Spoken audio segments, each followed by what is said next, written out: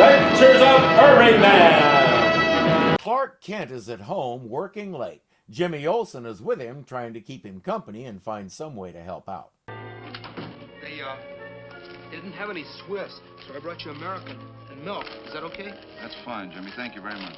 I think Jimmy could deliver the milk still in the cow and Clark wouldn't notice. What's he working on that's got him so fixated? Well?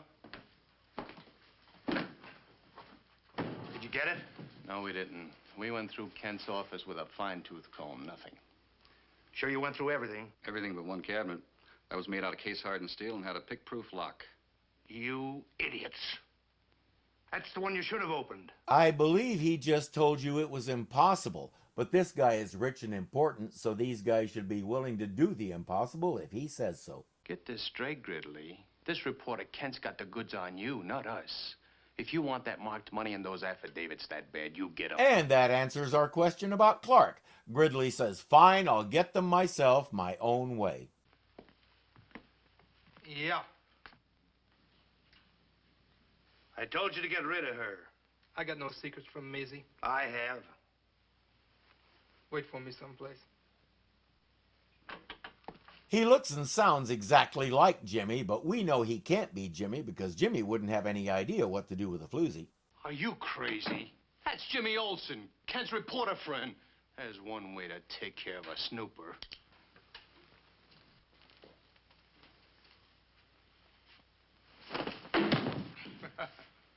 Why don't you teach your mugs better manners, Gridley? Jimmy wouldn't know how to do that either. His name is Kid Collins, and he's a specialist from out of town.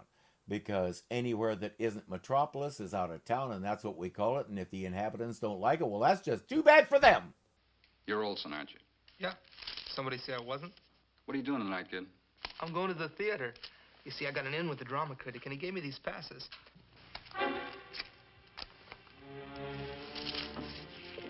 What'd you do that for? You won't be needing them. You're coming with me. Jimmy should be used to getting kidnapped by now. It happens to him about every other episode.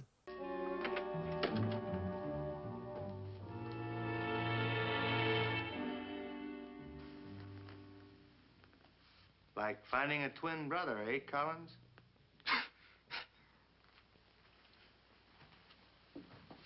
Yeah. It's too bad he's such a chump. Hey, at least he knows better than to try and rock that hat. Not working, dude.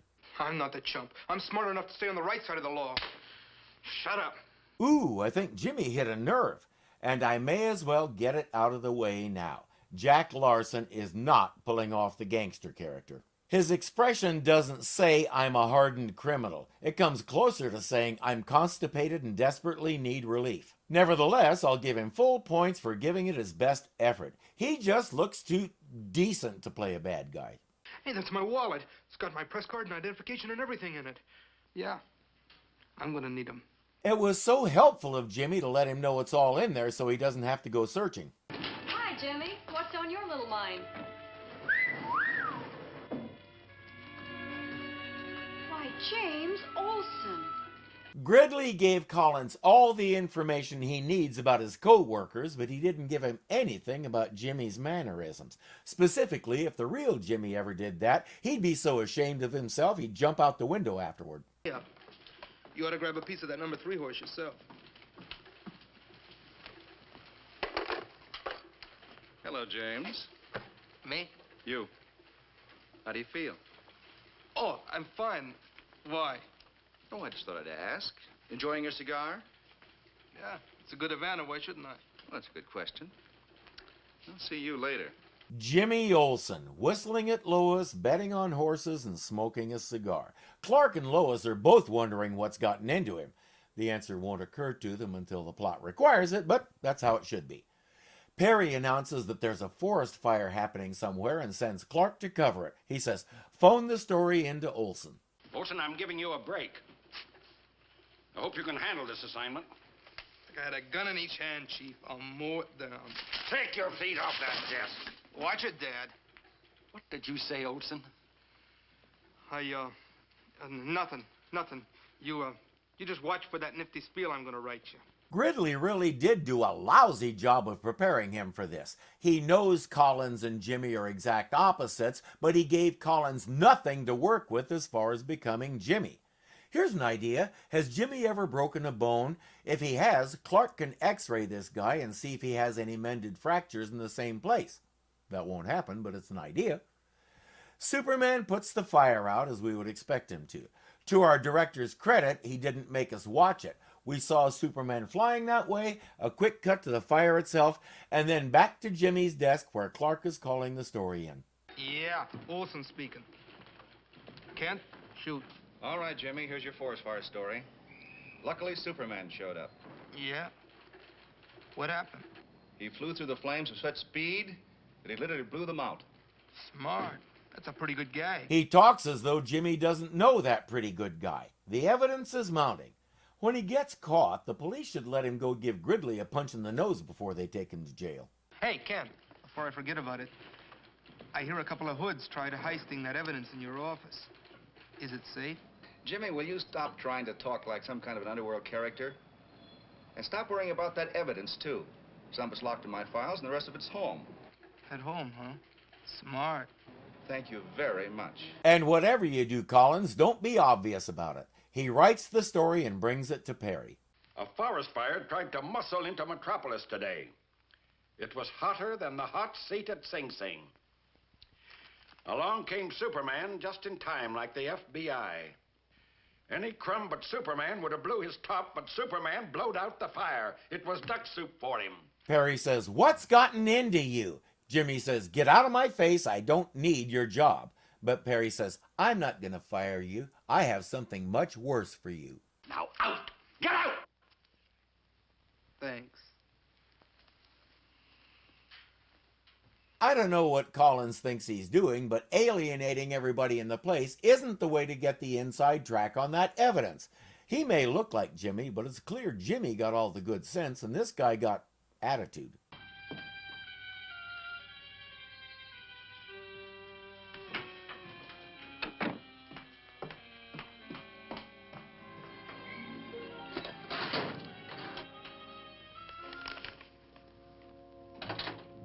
Jimmy, what in the world are you up to? He makes some vague reference to some passes Clark had for him. Lois says, "Well, you'll have to wait until he gets back to give them to you." Out. Yeah. Did you see the boss? He said he was looking for you. Nice try, Jimmy. The passes will still have to wait. Okay. But I'll be back for what I want, honey. Honey? We know Jimmy is 20 at the most, probably younger, like 18 or 19. We don't know how old Collins is, but considering Lois's probable age, I think he's got a Stacy's mom thing going on here. Since he's passing himself as Jimmy, the super in Clark's building lets him into Clark's apartment, even though Clark himself isn't home.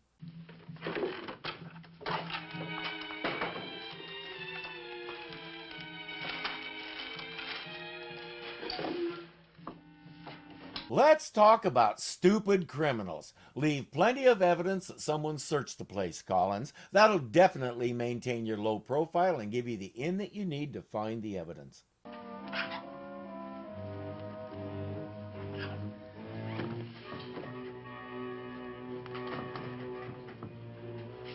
Clark built himself a flimsy secret closet. Next time, don't go cheap, dude. It's not hard to open, and yes, the stuff he's looking for is in there. And so is that. Last time this happened, it was because he had to go to the doctor for a physical exam. Why is it hanging there this time? Oh, Collins, any luck? The jackpot, almost. I got the affidavits, and I'm going back for the marked money.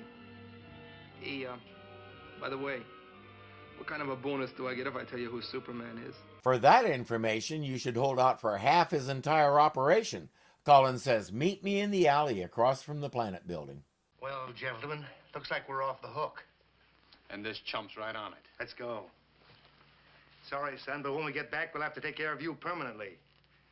Leave the lights on. Looks more legitimate, like we're working late. And if you turn them off, it looks like you went home. I don't get it. But with the lights on, this can happen. Kid, oh, honey. Aw, Jimmy's first kiss. Well, I never heard of such a... How dare that, Gridley?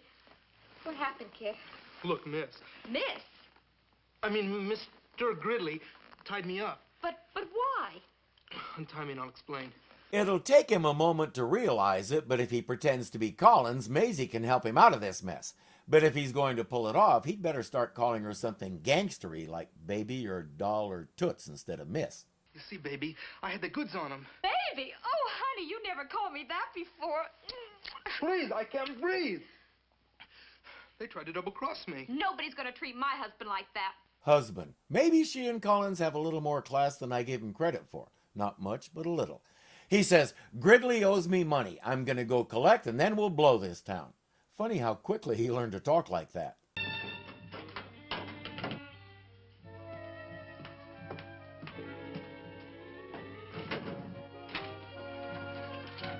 Jimmy Olsen, haven't you caused enough trouble today? Why don't you mind your own business?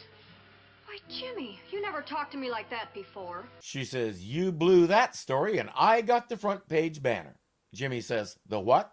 Why, of course. Your freshness, the cigars, the way you wrote that article. And now, not knowing what a banner headline is. You look incredibly like him. But you're not Jimmy Olsen at all. Don't move, sister. Lois needs to go back to journalism school and learn when to keep her mouth shut. And I thought you'd prefer Mr. Olsen's waiting for you in here. I hope I didn't do the wrong thing. Oh, no, Mrs. Cooper, and thank you very much. As all good animaniacs know, Mrs. Cooper got out of the building management business, went to Gotham City, and moved in with her nephew Richard Grayson and his guardian... What was his name again? Oh, it'll come to me eventually. Clark discovers the missing evidence and the missing costume. He calls the night watchman at the Planet. Hello, Harry? Kent. Did Jimmy Olsen come in? Well, you see he's there right now. Okay, Harry, thanks a lot. Collins is still trying to break into that hardened steel cabinet without success. There's the real payoff. What is it? I told you I'm a guy that gets things. It's a little item I picked up in Kent's apartment. Should I say Superman's joint. You mean that Clark Kent? It figures. Looks like Superman keeps a spare around. What did he make it out of? In most origin stories, his mother made his costume out of the blanket he was wrapped in when he crashed on Earth because it's as tough as he is. In some incarnations, he has a kind of a field around him that protects his clothing as well as his body. We don't know what the situation is here, and we won't find out. Just go with it. Somebody must have the key to this file. No one but Mr. Kent and the chief. And you just gave the old geezer the story. As I said, journalism school. Mouth shut. Say, how long are we gonna wait for this character? Until he gets here. Hey, there he is. Hey, Collins. Over here, Collins. That makes me think of one of the first songs most guitar players ever learned. Down in the alley so dark. Wait, that's not right. How does it go? Well, kid? Keep your shirts on. Just wait here. All right, but tell me, who is Superman? That's a good question. If Collins gives him that information without seeing the payment on the table in front of him, he's crazy. And of course, Jimmy doesn't know, so he doesn't get a payoff. Look, Dad, you got more than yourself to worry about. You're responsible for her, too. You wouldn't dare. I wouldn't test that theory if I were you. You got exactly 1 minute. What was that? I didn't hear anything. That was the elevator. Somebody's heading this way. Don't move. Jimmy is heading straight for Perry's office. I'd take the hat off first if I were you. Chief, Miss Lane. Jimmy, look out! You coward, you! Never mind, he'll take the hat off for you. While Clark changes to Superman and heads for the Planet, Collins has offered to leave everyone alive and healthy if they give him 10 minutes uninterrupted. Perry agrees and gives him the key. Lois will beg him not to, but I get where he's coming from. He can't take the chance that Collins will do something to Lois or Jimmy or both. Most of us would be the same way. Do what you want to me, you're not getting the key. But when other lives are at stake, a lot of things become flexible. Where's your top coat? I got the marked money and I got the affidavits. What do I care about a top coat? Yeah, but you... Olsen showed up, and I had to clobber him. You mean the guy we saw here a few minutes ago was Olsen, not you? That's about right. We're all as hot now as a fireman's hat. We better get out of town fast. It'll be obvious Gridley was behind this whole thing, so if the authorities grab Collins, they've got Gridley for tampering with evidence, among other things. And of course, they'll have Collins on a list of charges as long as a fast food menu. Superman arrives at the planet, and they fill him in about the imposter. It looks exactly like him. Well, that explains a great deal. Like what, for example? Oh, nothing important, sir. Well, whoever it was left that. He said he found it in Clark Kent's apartment. Gridley. That's it. Miss Lane, will you please call the police? Tell them to go to Gridley's office in the Barclay building. Right. He's calling for Gridley because he never learned Maisie's name. That suitcase from the next room.